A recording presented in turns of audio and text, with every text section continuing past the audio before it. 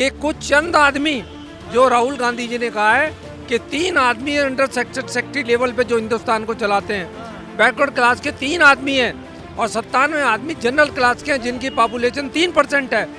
ये बड़ा अजीब सी बात लग रही है।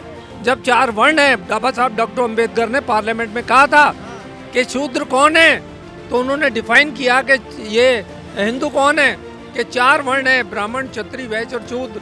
अगर 3 वर्ण ऊंचे हैं, चौथे के साथ तुम इस तरह से करोगे तो हिंदुस्तान कैसे चलेगा? कि हिंदुस्तान बढ़ जाएगा, लिहाजा इसको छोड़ दीजिए भूख हड़ताल की। तो अल्टीमेट डॉक्टर अम्बेडकर ने उनकी बात मानी और महात्मा गांधी ने कहा कि भाई ये इनको रिजर्वेशन दे देते हैं, जितने शूद्र हैं इनको हम रिजर्वेशन, गवर्नमेंट सर्विसेज में रिजर्वेशन देंगे। नमस्कार, आप देख रहे हैं सौगन टीवी। बात करेंगे जब से बिहार में जातीय जनगणना की लिस्ट जारी हुई, उसके बाद से विपक्ष लगातार पूरे देश में जातीय जनगणना की मांग कर रहे हैं। राहुल गांधी जी सीधे तौर पर कह रहे हैं जिसकी जितनी आबादी उसको उतना हक।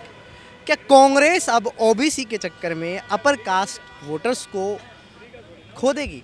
इस बारे में क्योंकि मल्लिकार्जुन खड़गे जो अध्यक्ष हैं, उनके नेताओं ने शिकायत है क्योंकि राजस्थान, मध्य प्रदेश और छत्तीसगढ़ में चुनाव भी होने विधानसभा, उसमें असर देखने को मिलेगा। इस पर ही बात करते हैं, क्या फ़र्क पड़ेगा, ये बात करते हैं। मैं आपको बिगिनिंग से, शुरू से ये बात बताऊंगा। भारत में जब संविधान का कोडिफिकेशन हुआ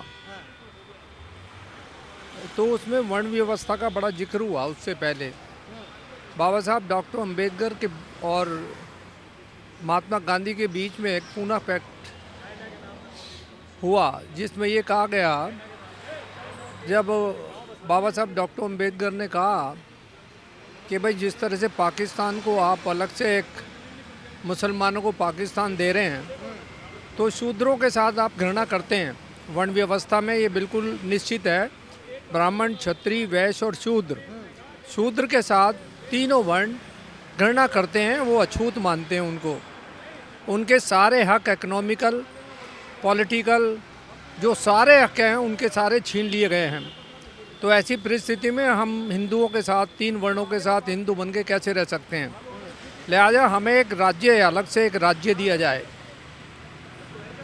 तो इस पर महात्मा गांधी ने अनशन किया और अनशन करके कहा कि हिंदुस्तान बढ़ जाएगा, लिहाजा इसको छोड़ दीजिए भूख हड़ताल की। तो अल्टीमेट डॉक्टर अम्बेडकर ने उनकी बात मानी और महात्मा गांधी ने कहा कि भाई ये इनको रिजर्वेशन दे देते हैं, जितने शूद्र हैं इनको हम रिजर्वेशन, गवर्नमेंट सर्विसेज में रिजर्वेशन देंगे और उनकी जनसंख्या के आधार पर। तो एक Poona pact entered between them, और वो पूना पैक्ट ने जब हिंदुस्तान का संविधान बना तो उसे एक कानूनी रूप दे दिया गया। अंडर सेक्शन 16(4) में ये लिख दिया गया फंडामेंटल राइट में कि भाई शेड्यूल कास्टों के लिए, schedule caste not backward class के लिए, जितने भी शूद्र हैं उनको बैकवर्ड ट्रीट किया गया और जितने भी बैकवर्ड हैं उनको रिजर्वेशन दी जाएगी उनकी जनसंख्या के आधार पर, एजुकेशन में और गवर्नमेंट सर्विसेज में। ये मान लिया गया। मगर आगे जब इसको इम्प्लीमेंट करने से पहले कांग्रेस गवर्नमेंट ने, जो गवर्नमेंट गवर्नेंस कर रही थी, उस गवर्नमेंट ने कहा, पॉलिटिकली बड़ा मोटिवेटेड किया। उन्होंने कहा अगर ये रिजर्वेशन इन सबको इकट्ठा दे दिया गया तो परिस्थिति पॉलिटिकल बड़ी ख़राब हो जाएगी। वही वर्ण व्यवस्था के कहीं ऐसा हो हम तो शासन करने हैं, कभी ये हमारे ऊपर शासन ना करने लगे। क्योंकि जो संविधान के अनुसार हमारा जो संविधान है उसमें हर बार इलेक्शन होना है और इलेक्शन में अगर ये सारे इकट्ठे हो गए तो हमारी छुट्टी हो जानी है। तो कांग्रेस ने इसके 2 भाग किए। उसको बताया कि भाई जो बैकवर्डेस्ट हैं, अमेंग बैकवर्ड में, शूद्रों में जो अति शूद्र हैं, उनको संविधान की एक अनुसूची में लाया जाए और रिजर्वेशन का फ़ायदा केवल उन्हें दिया जाए, और रिजर्वेशन का फ़ायदा उन्हें दिया जाए न कि समस्त बैकवर्ड क्लास को। अब रिजर्वेशन इन प्रमोशन और डायरेक्ट रिक्रूटमेंट में शेड्यूल कास्टों को, शेड्यूल कास्ट क्या है? दी बैकवर्ड क्लास, जो बैकवर्ड लोग हैं उनको संविधान की अनुसूची में रख दिया गया, और जो बैकवर्ड संविधान की अनुसूची में हैं, अनुसूची का मतलब होता है शेड्यूल्ड लिस्ट, वो शेड्यूल लिस्ट हैं तो वो शेड्यूल कास्ट कहने लगे। Actually they are the schedule backward class.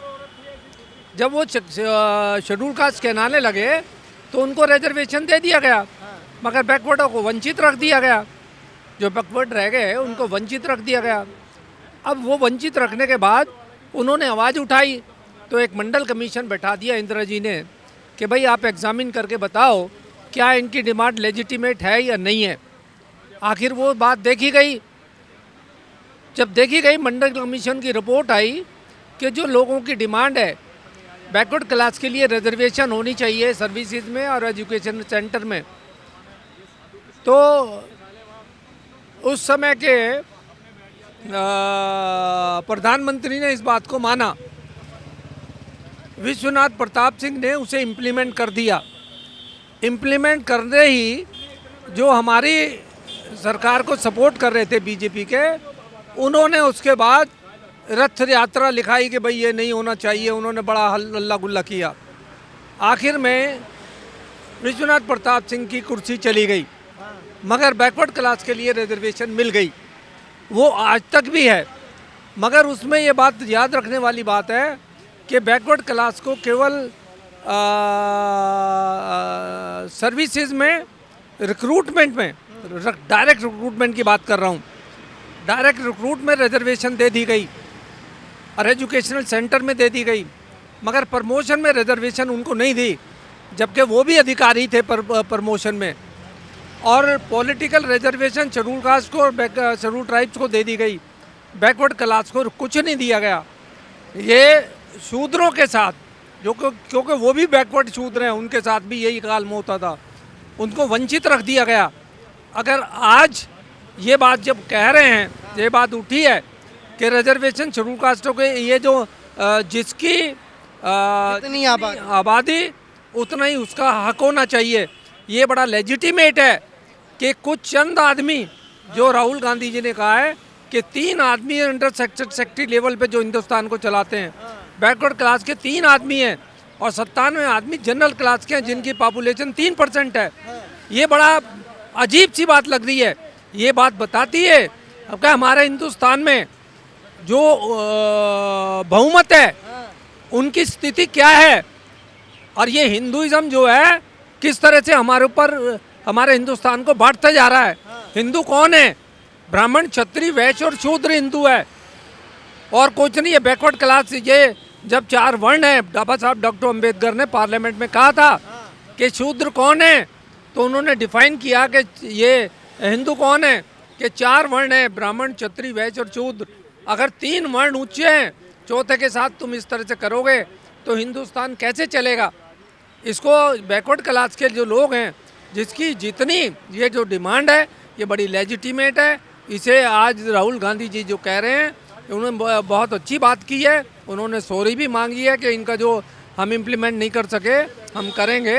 और जो 3%, 30% जो सीटें की रिजर्वेशन दी है लेडीज़ के लिए, ये बहुत अच्छी बात है, मगर इसको इम्प्लीमेंट होना चाहिए। और इम्प्लीमेंट होने के लिए ये कम से कम लग जाएंगे अभी 3 साल। लेकिन जिस हिसाब से अभी विधानसभा चुनाव भी हैं और राहुल गांधी जी जिस हिसाब से लगातार कह रहे हैं कि जिसकी जितनी आबादी उसका उतना हक, इस पर क्या असर पड़ता है? और जिस हिसाब से राहुल गांधी उठा रहे हैं उसका आप पूरा समर्थन करते हैं? देश में क्या जाति जनगणना होना ज़रूरी है? हाँ, देश में जाति गणना होना चाहिए, जिसको जितना हक है, क्योंकि उनको पॉलिटिकली, उनको अगर आप उनको एजुकेशनली उठाएंगे नहीं, यदि उनका स्टैंडर्ड नहीं बनाएंगे, उनको गवर्नमेंट सर्विसेज में पार्टिसिपेशन नहीं देंगे, तो हिंदुस्तान अपने आप डिप्राइव होगा। तो ऐसी स्थिति में जो ये बात बिल्कुल ठीक है कि हिंदुस्तान में केवल चंद आदमियों का शासन नहीं होना चाहिए। इसमें हर व्यक्ति का पार्टिसिपेशन होने चाहिए, जिससे हमारा देश समृद्ध बने और अच्छा बने और कास्टलेस बने। देखिए, पूरी डिटेल में उन्होंने बताया कि रिजर्वेशन कहाँ से शुरू हुआ, बाबा साहब से लेके गांधी जी के अनशन तक पूरी बात बताई। और उन्होंने रखी कि ये रिजर्वेशन का आज़ादी के बाद से शुरू हुआ शूद्र में, लेकिन जो अब हाल ही में मुद्दा उठ रहा है कि जिसको जितना आबादी, जिसकी जितनी आबादी उसको उतना हक। राहुल गांधी जो कह रहे हैं उनका पूरा समर्थन कर रहे हैं और ये मिलना ज़रूरी है, क्योंकि जिस तरह से राहुल गांधी लगातार इस सवाल को खड़ा कर रहे हैं बीजेपी के सामने, वो उनको बिल्कुल सही बता रहे हैं। आने वाले समय में देखा जाएगा कि क्या ये इसका हल निकलता है और चुनाव पर इसका कितना असर पड़ेगा, ये तो देखने वाली बात होगी। लेकिन फिलहाल इस खबर में इतना ही। बाकी तमाम ऐसी खबरें देखने के लिए बने रहें सौगंध टीवी के साथ। कैमरामैन सचिन के साथ सुहेल। आप देख रहे हैं सौगंध टीवी, सौगंध वतन की।